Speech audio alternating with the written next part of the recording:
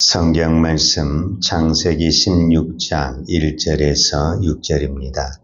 아브라함의 아내 사레는 출산하지 못하였고 그에게 한 여종이 있으니 애굽 사람이요 이름은 하갈이라.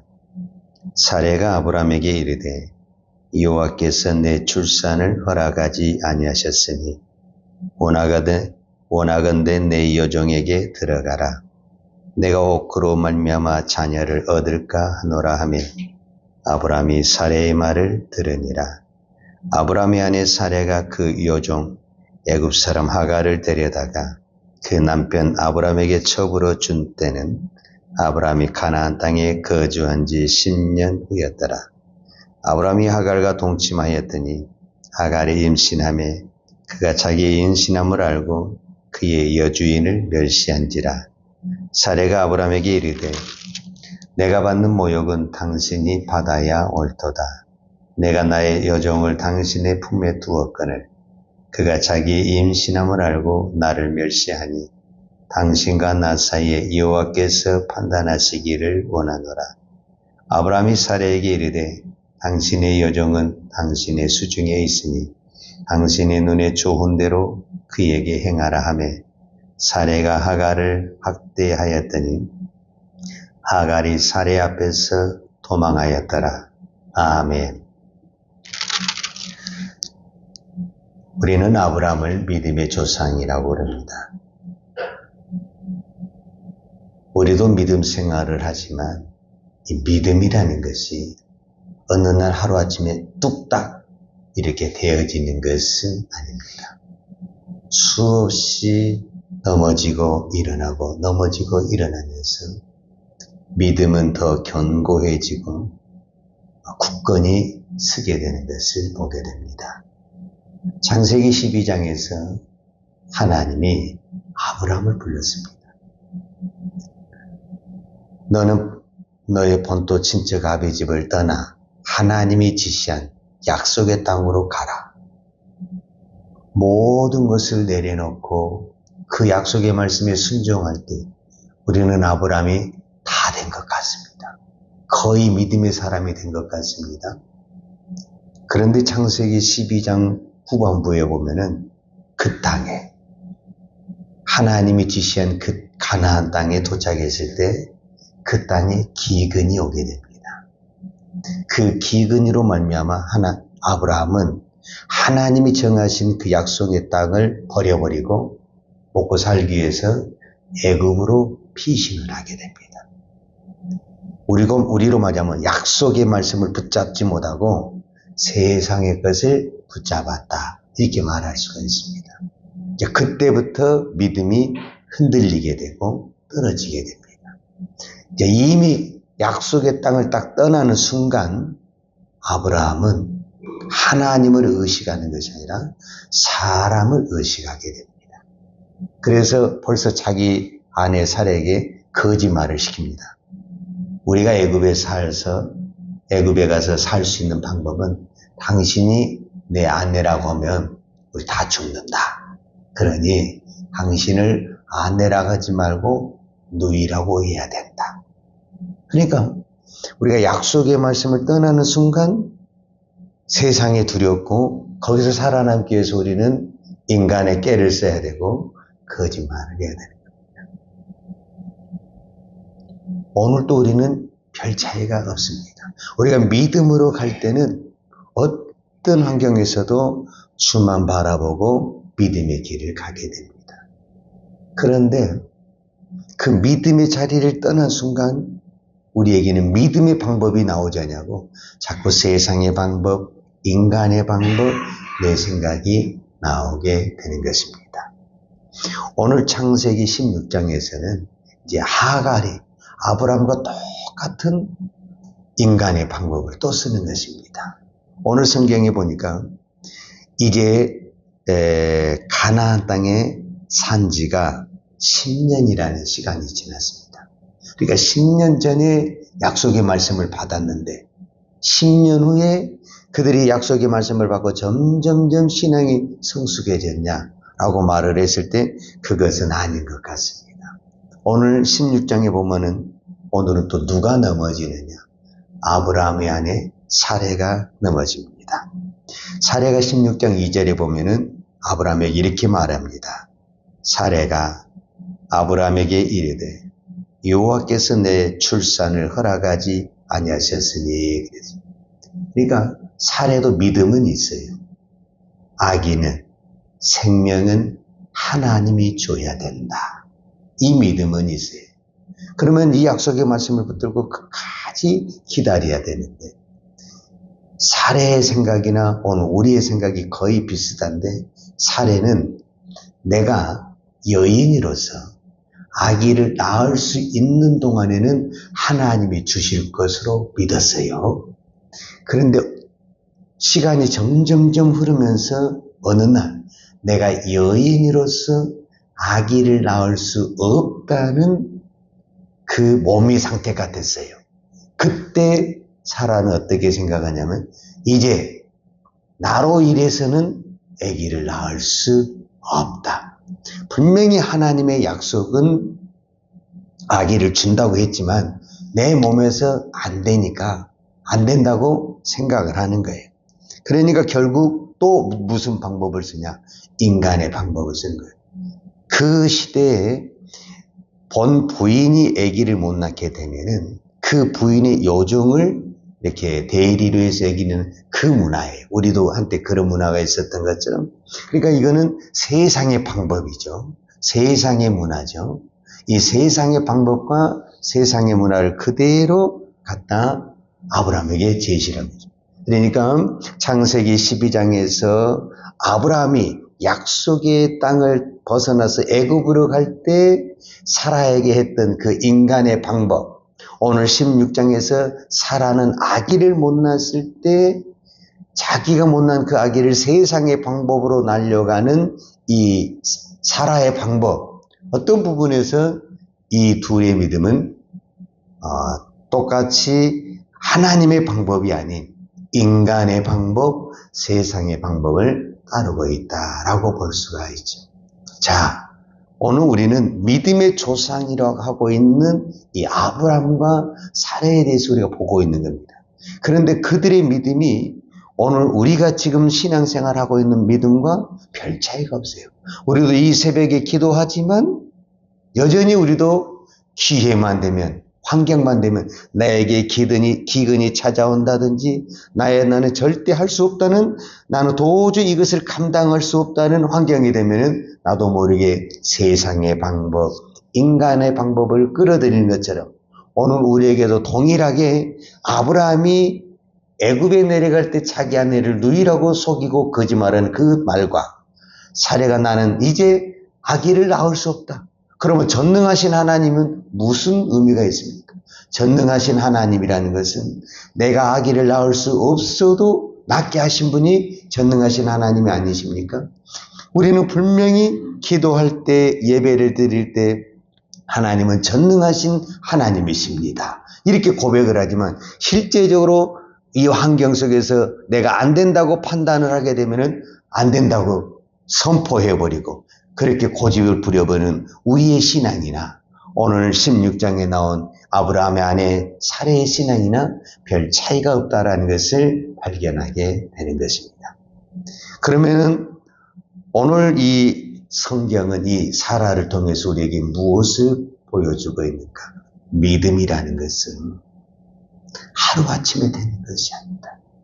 어쩌면 우리가 지금까지 신앙생활하면서 터득한 믿음의 방법은 넘어지면서 실패하면서 바닥을 치면서 우리의 믿음은 땅을 바라봤던 그 믿음이 하늘을 바라보게 되고 세상을 바라봤던 그 믿음이 하나님을 바라보는 그 믿음이 된다라는 것을 오늘 말씀을 통해서 다시 한번 깨달을 수 있습니다.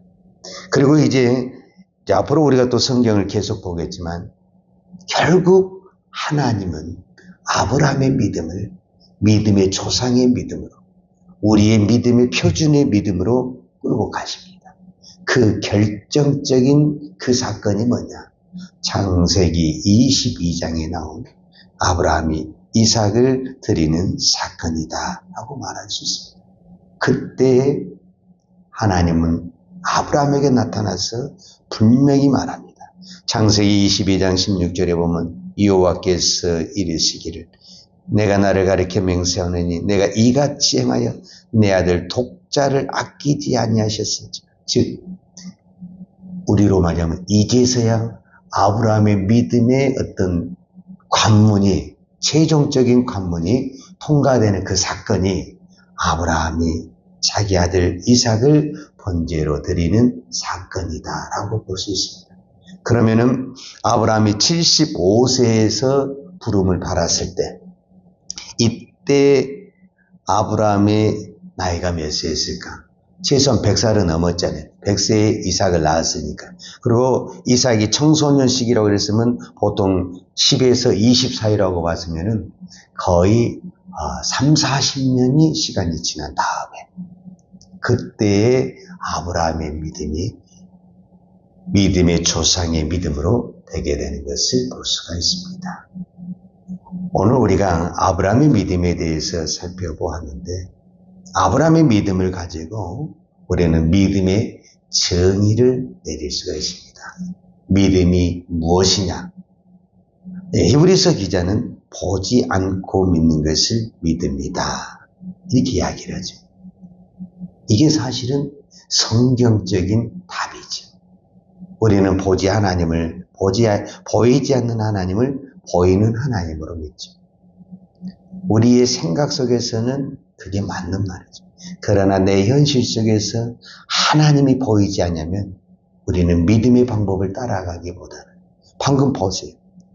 내 안에 아기를 낳을 수 있는 씨가 없다. 안 보이는 거죠. 그래도 우리는 하나님이 하신다. 믿어야 되잖아요. 근데 사라가 안 믿잖아요.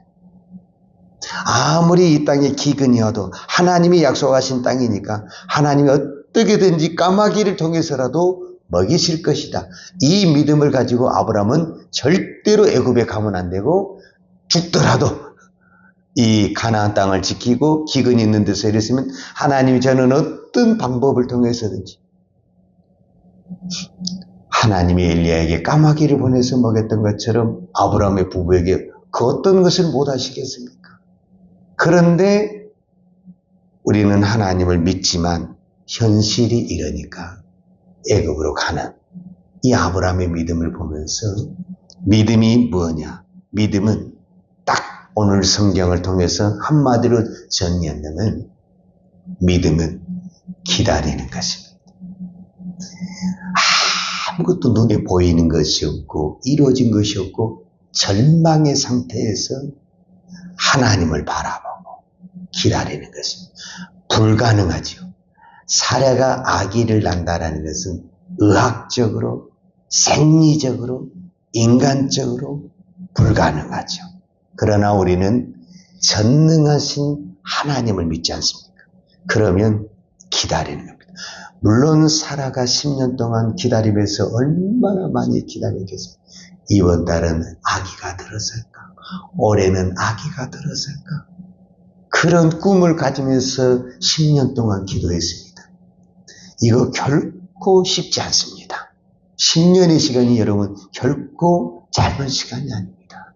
그러나 우리는 10년이 아니라 우리의 생애 끝날 때까지 하나님을 바라보고 기다리는 믿음이 되어야 된다. 믿음은 기다리는 것이다. 그래서 믿음의 다른 말은 인내입니다. 여러분 이 인내라는 단어를 꼭 기억을 하셔야 됩니다. 믿음은 기다리는 것이고 믿음은 인내하는 것이다 라는 단어를 우리가 꼭 기억을 해야만이 어떤 환경 속에서도 기다리는 믿음. 저도 제 인생을 돌이켜볼 때 정말 후회하고 또 후회한 것이 있다고 합니다. 그때 조금만 더 참고 기다리기만 해서도 모든 문제는 은혜스럽게 풀어질 수도 있고 하나님의 역사가 일어날 수가 있었습니다. 근데 우리가 홧김에 우리가 참지 못해서 기다리지 못한 것이 때로는 너무너무 후회스럽고 고통스러울 때가 참 많습니다. 이미 지나간 것은 우리는 돌이킬 수는 없습니다.